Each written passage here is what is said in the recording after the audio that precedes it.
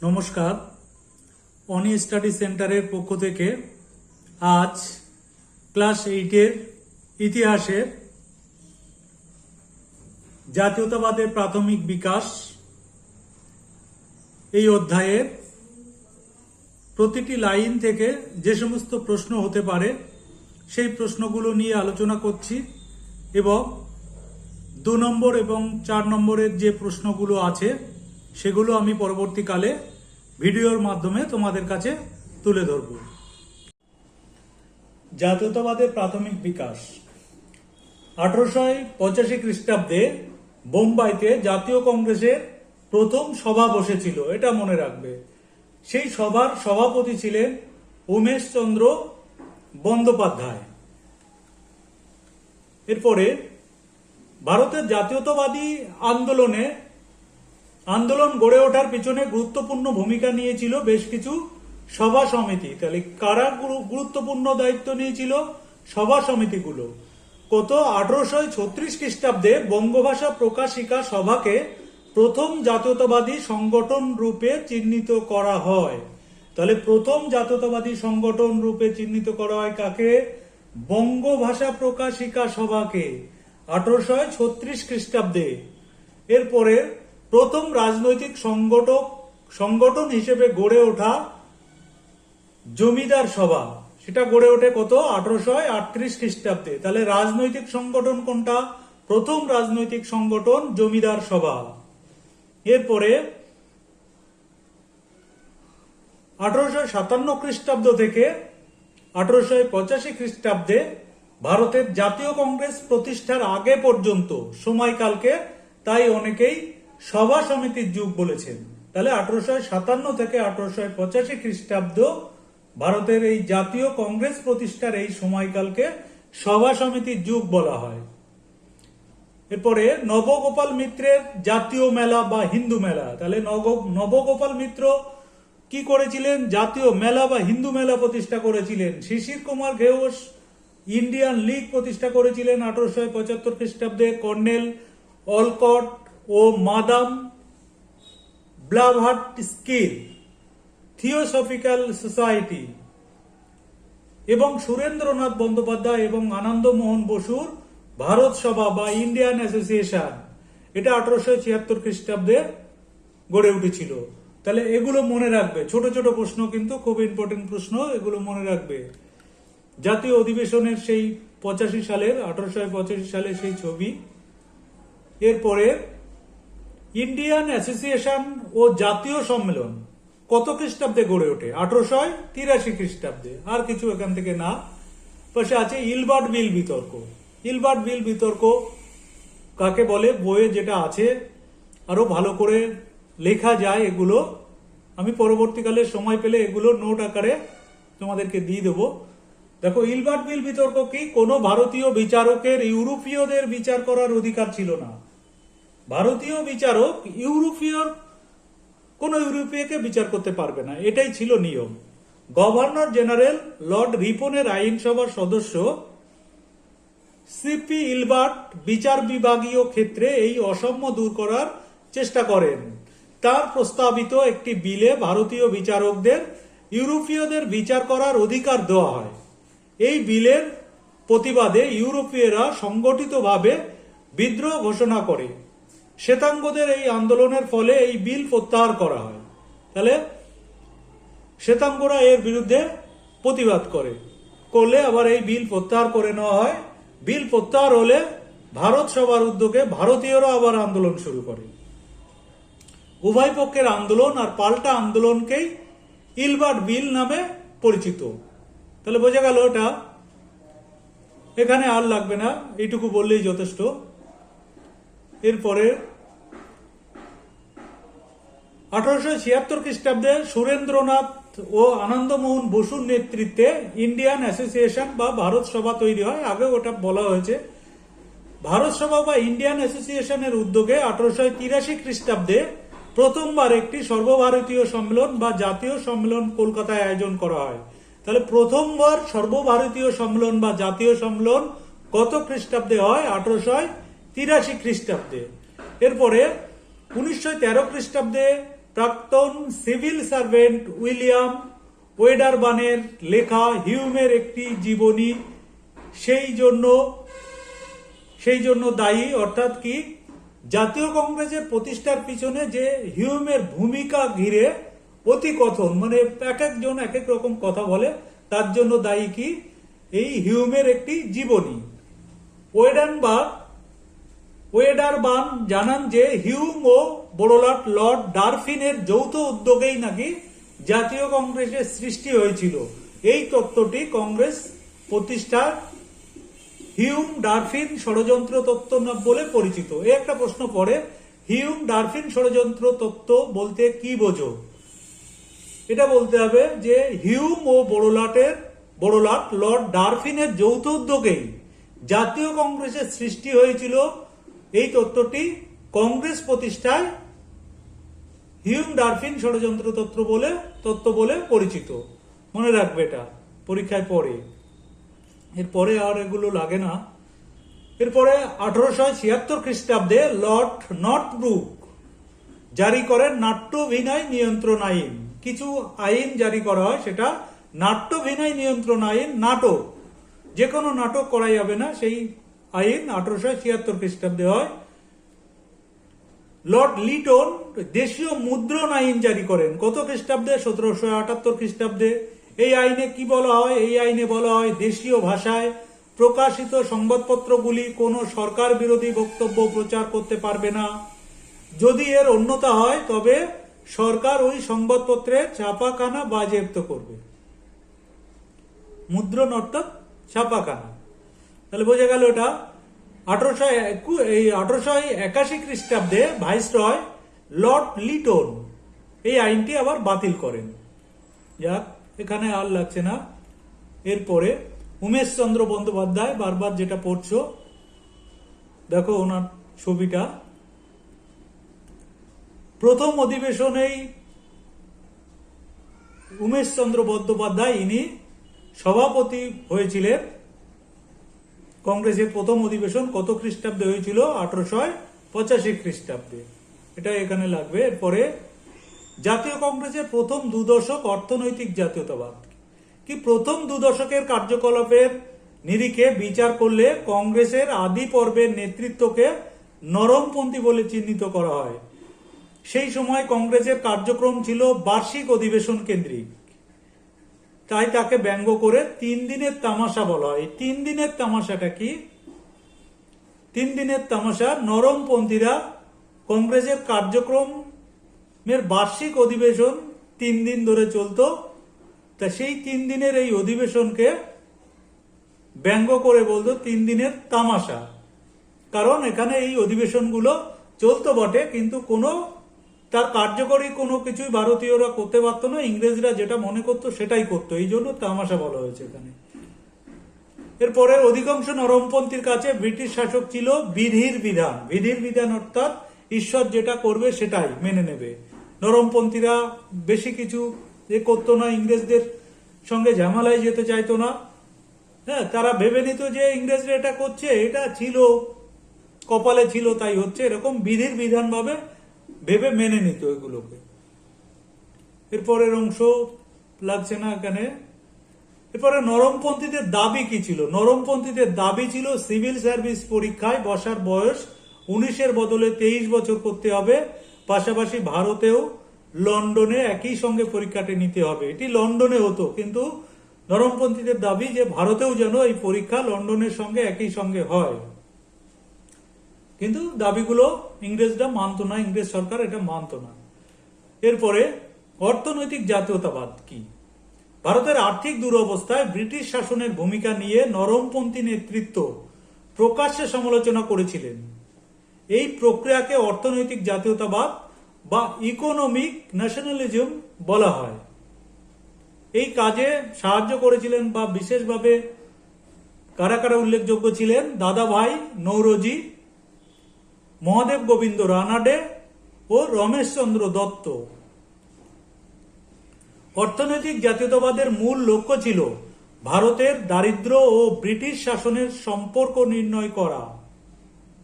নরমপন্থীদের যুক্তি ছিল ভারতে ঔপনিবেশিক শাসনের চরিত্র ক্রমে বদলে গিয়েছে। ভারতে ধীরে ধীরে ব্রিটেনের কৃষিজ কাঁচামাল আহরণের ভূমিতে পরিণত হয়েছে। কৃষিজ কাঁচামাল, এখানে যা চাষবাস হতো তারা ইংল্যান্ডে নিয়ে চলে যেত, সেখান থেকে নানান দ্রব্য তৈরি করে সেগুলো আবার ভারতে এসে বিক্রি করত। এই জন্য নরমপন্থীরা প্রতিবাদ করেছিল। আর ব্রিটেনে তৈরি দ্রব্যগুলো বৃহৎ বাজার হিসেবে ভারতকে ব্যবহার করতে থাকে ঔপনিবেশিক সরকার। এসবের ফলে ভারতের কৃষি নির্ভর অর্থনীতিকে কেবল ব্রিটেনের অর্থনৈতিক স্বার্থ রক্ষার জন্য ব্যবহার করা হতে থাকে। ব্রিটিশ মূলধন বিনিয়োগের ক্ষেত্র হয়ে ওঠে ভারত, আর সেই উদ্যোগের যাবতীয় লাভ চলে যায় ব্রিটেনে। ফলে ভারতীয় কৃষি ও শিল্প ধ্বংস হয়, দেশের যাবতীয় সম্পদ চলে যায় বিদেশে। নরমপন্থীদের এই যুক্তিকে সম্পদ নির্গমন বলা হয়, মানে নিজেদের দেশের সম্পদ অন্য দেশে চলে যাওয়াকে সম্পদ নির্গমন বলা হয়। এরপরে নরমপন্থী নেতৃত্বের মধ্যে ব্যতিক্রমী ছিলেন বদরুদ্দিন তৈয়াবজি।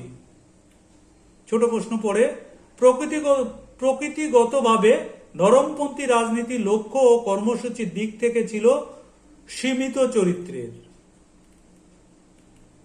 এরপরে নরমপন্থীদের আবেদন নিবেদন পদ্ধতিকে রাজনৈতিক ভিক্ষাবৃত্তি বলে ব্যঙ্গ করা হতো। এরা চরমপন্থীরা ব্যঙ্গ করত যে রাজনৈতিক ভিক্ষাবৃত্তি। চরমপন্থার সমর্থকরা কংগ্রেসের চরমপন্থী গোষ্ঠী হিসেবে পরিচিত হন। প্রধানত বাংলা, মহারাষ্ট্র, পাঞ্জাব অঞ্চলকে কেন্দ্র করে চরমপন্থার বিকাশ হয়। ওই তিনটি অঞ্চলের প্রধান নেতা ছিলেন যথাক্রমে বিপিন চন্দ্র পাল, বাংলার ছিলেন বিপিন চন্দ্র পাল, মহারাষ্ট্রের ছিলেন বাল গঙ্গাধর তিলক এবং পাঞ্জাবের ছিলেন লালা লাজপত রায়। এই তিনজনকে একত্রে লাল বাল পাল বলে অভিহিত করা হয়। এই প্রশ্নটা কিন্তু পড়ে।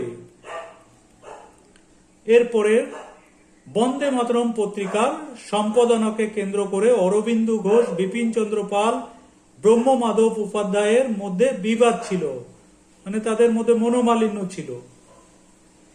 আদর্শগতভাবে চরমপন্থীদের লক্ষ্য ছিল স্বরাজ অর্জন করা। স্বরাজ কথার অর্থ স্বাধীনতা। বিপিন চন্দ্র পাল মনে করতেন স্বরাজ মানে চূড়ান্ত স্বাধীনতা। বাংলা ভাগ করার পদক্ষেপ নিয়েছিলেন কে? Lord Curzon. এরপরে মহারাষ্ট্রে তিলকের নেতৃত্বে শিবাজি উৎসব চালু হয়।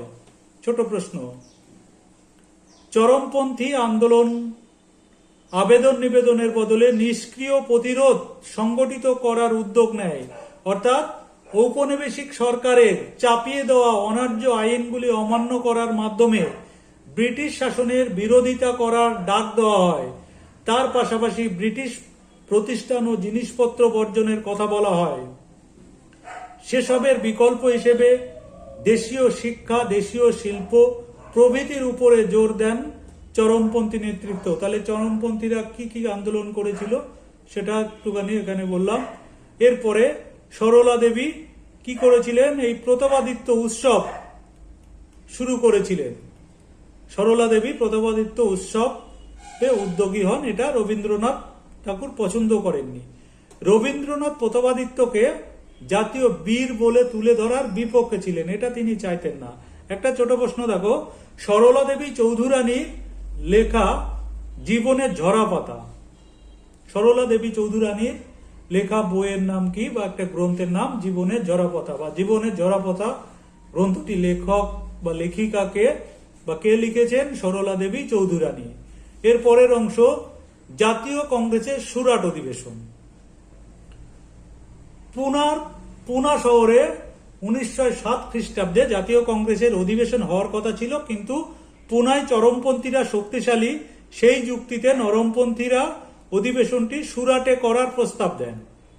সুরাট অধিবেশনে সভাপতি নির্বাচন নিয়ে নরমপন্থী বনাম চরমপন্থী দ্বন্দ্ব চূড়ান্ত রূপ নেয়। নরমপন্থী এবং চরমপন্থীদের ঝগড়া বাঁধে আর কি। হই হট্টগোল ও গোলমালের মধ্যে সুরাট অধিবেশন শেষ হয়। নরমপন্থী সুরেন্দ্রনাথ বন্দ্যোপাধ্যায় ও চরমপন্থী তিলক তখনও চেষ্টা করছিলেন কংগ্রেসকে ঐক্যবদ্ধ রাখতে, যাতে কংগ্রেসটা না ভেঙে যায়। কিন্তু ফিরোজ শাহ মেহতা চরমপন্থীদের সম্পূর্ণ বাদ দিয়ে এলাহাবাদ অধিবেশনের আয়োজন করেন। অন্যদিকে চরমপন্থী নেতারাও নতুন প্রতিষ্ঠান গড়ে তুলতে ব্যর্থ হন, ফলে কার্যত সর্বভারতীয় জাতীয়তাবাদী আন্দোলন নরমপন্থী বনাম চরমপন্থী বিবাদে ধাক্কা খেয়েছিল। এরপরে ছোট প্রশ্ন, 1906 খ্রিস্টাব্দে কংগ্রেসের কলকাতা অধিবেশনে বেশ কিছু নরমপন্থী বিরোধিতা করেছিল। তাহলে কলকাতা অধিবেশন হয়েছিল 1906 খ্রিস্টাব্দে। সেই অধিবেশনে আলোচনা হয়েছিল কি কি নিয়ে? প্রস্তাব গৃহীত হয়েছিল স্বরাজ, স্বদেশী, বয়কট ও জাতীয় শিক্ষা। এই চারটি প্রস্তাব এখানে গৃহীত হয়েছিল।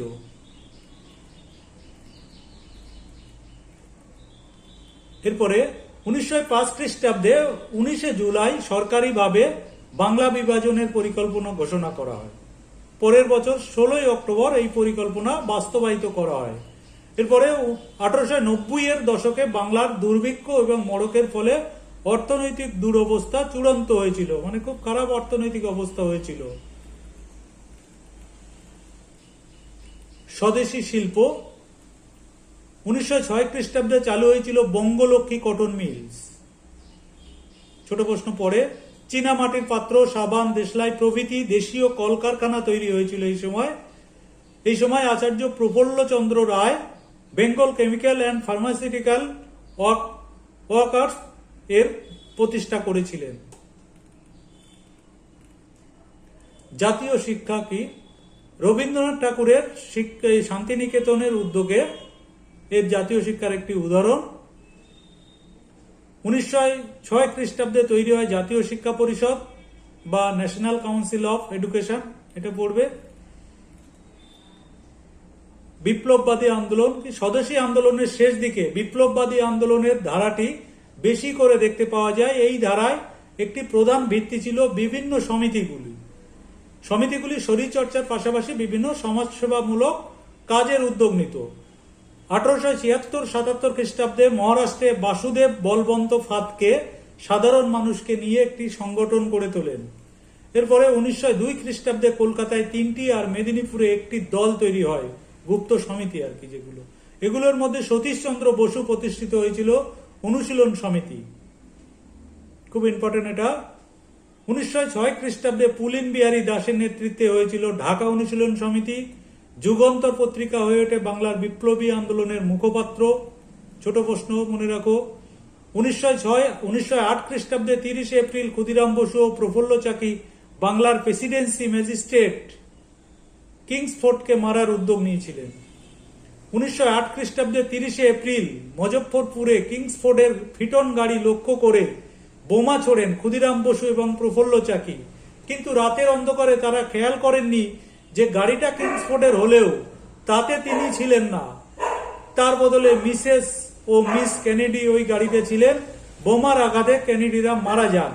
পরদিন ক্ষুদিরাম রিভলভার সমেত ধরা পড়েন। পুলিশের হাত এড়াতে প্রফুল্ল চাকি নিজেকেই গুলি করেন আর আদালতের আদেশে ক্ষুদিরামের ফাঁসি হয়। 1909 খ্রিস্টাব্দে মরলে মিন্টো সংস্কার আইন পাশ হয়। এরপর মরলে মিন্টো সংস্কার আইনটি কি? ভারতের বড়লাট আর্ল অফ মিন্টো এবং ভারত সচিব জন মরলে 1909 খ্রিস্টাব্দে ইন্ডিয়ান কাউন্সিল অ্যাক্ট পাশ করেন। এই আইনে বড়লাটের কার্য নির্বাহক পরিষদে এবং প্রাদেশিক আইন পরিষদে সদস্য সংখ্যা বাড়ানো হয় এবং ভারতীয়দের প্রতি উদার মনোভাব দেখানো হয়। এটাই হলো মরলে মিন্টো সংস্কার আইন। 1911 খ্রিস্টাব্দে বঙ্গভঙ্গ রোধ করা হয়। ভারতের রাজধানী কলকাতা থেকে দিল্লি সরিয়ে নিয়ে যাওয়া হয়। এটা আমাদের একটা খুব দুঃখজনক ঘটনা। 1911 সালে ভারতের রাজধানী কলকাতা থেকে দিল্লিতে সরিয়ে নিয়ে যাওয়া হয়। এটা পরে পরীক্ষায়, চাকরি পরীক্ষাতেও পড়ে। উত্তর ভারতে গর্দর দলের উদ্যোগে বিপ্লবী কার্যকলাপ চলতে থাকে। বাংলায় যতীন্দ্রনাথ মুখোপাধ্যায়, অর্থাৎ যাকে বাঘা যতীন নামে আমরা চিনি, তিনি জার্মানি থেকে অস্ত্র আনিয়ে ব্রিটিশ সরকারের বিরুদ্ধে লড়াইয়ের পরিকল্পনা করেছিলেন, কিন্তু সেটা ব্যর্থ হয়েছিল। এরপরে আমরা অনুশীলনের কিছু প্রশ্ন। জাতীয় কংগ্রেসের প্রথম সভা বসেছিল বোম্বাইতে। নরমপন্থীদের দাবি ছিল সিভিল সার্ভিস পরীক্ষার বয়স করতে হবে 23 বছর। বঙ্গভঙ্গ পরিকল্পনা করেছিলেন লর্ড কার্জন। বাংলায় বিপ্লবী আন্দোলনের সঙ্গে জড়িত ছিল যুগান্তর পত্রিকা। সত্য মিথ্যা, কংগ্রেসের প্রথম সভাপতি ছিলেন উমেশ চন্দ্র বন্দ্যোপাধ্যায়, এটি ঠিক। নরমপন্থীরা চরমপন্থীদের কার্যকলাপকে 3 দিনের তামাশা বলতেন না, এটা উল্টো। অর্থনৈতিক জাতীয়তাবাদের প্রবক্তা ছিলেন অরবিন্দ ঘোষ, না। ক্ষুদিরাম বসু ও প্রফুল্ল চাকি কিংসফোর্ডকে মারতে গিয়েছিলেন, হ্যাঁ এটা সত্য। এরপরে যে প্রশ্নগুলো, 4টে প্রশ্ন খুব ইম্পর্টেন্ট। একটি হলো সভা সমিতির যুগ, পরে আমি এই 4টে প্রশ্ন দিয়ে আলাদা একটা ভিডিও বানাবো। নমস্কার, আজ এ পর্যন্ত।